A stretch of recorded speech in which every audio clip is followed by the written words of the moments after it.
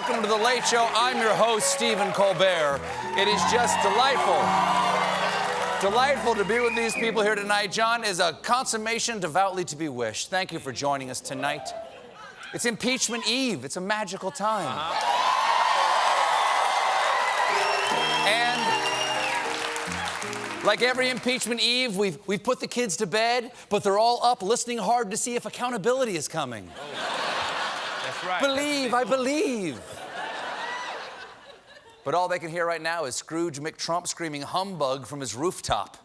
And I'll catch you up on all the latest in tonight's Don and the Giant Impeach. And I said, you got to do me a favor. All week, Trump's been relatively quiet. I mean, you know, all things considered, about his impending impeachment. But the pressure clearly was building under the surface, because this afternoon, the lid blew off Mount St. Yellen. The eruption came in the form of a 6-page shriek addressed to Nancy Pelosi. Here's just a taste. Your spiteful actions display unfettered contempt for America's founding, and your egregious conduct threatens to destroy that which our founders pledged their very lives to build. Yes, a nation built on the belief that powerful white men face no consequences whatsoever. Then,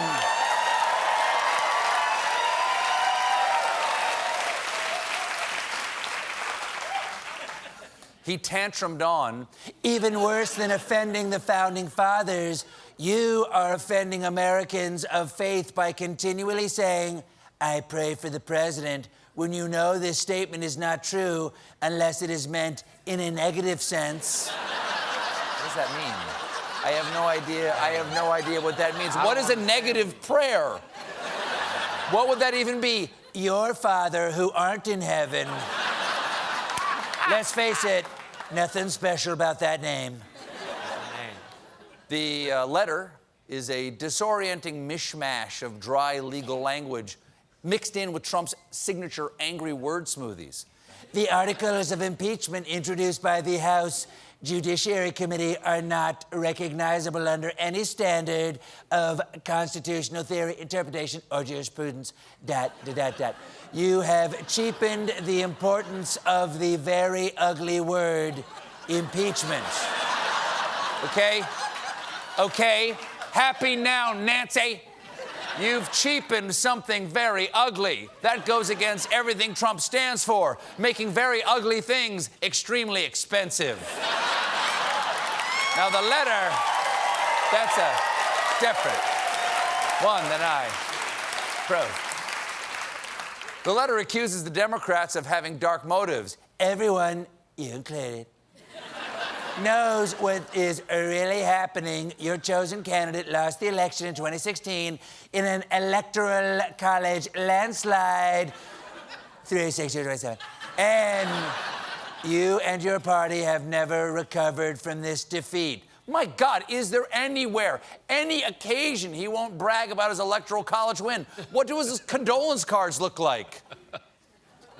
I'm sorry for your loss.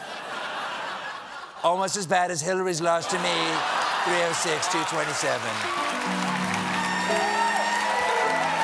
That's so sweet. It's heartfelt. That's really kind so of heartfelt-ish.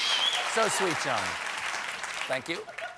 He continued, you have spent 3 straight years attempting to overturn the will of the American people and nullify their votes. You view democracy as your enemy, whereas I view democracy as a friend with benefits, because under me, democracy is so screwed.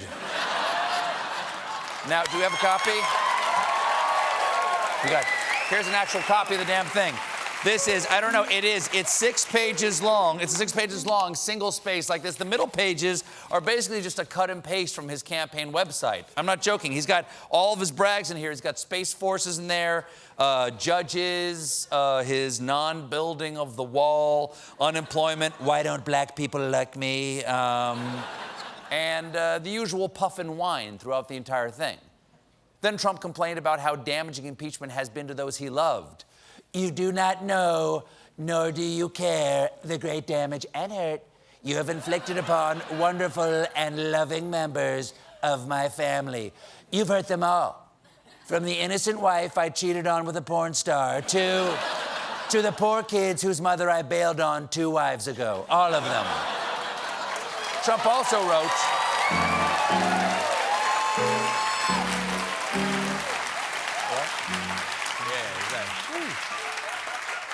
Trump also writes in the letter, more due process was afforded to those accused in the Salem witch trials. You know what?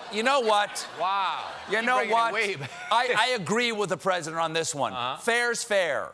We should throw him in the river. And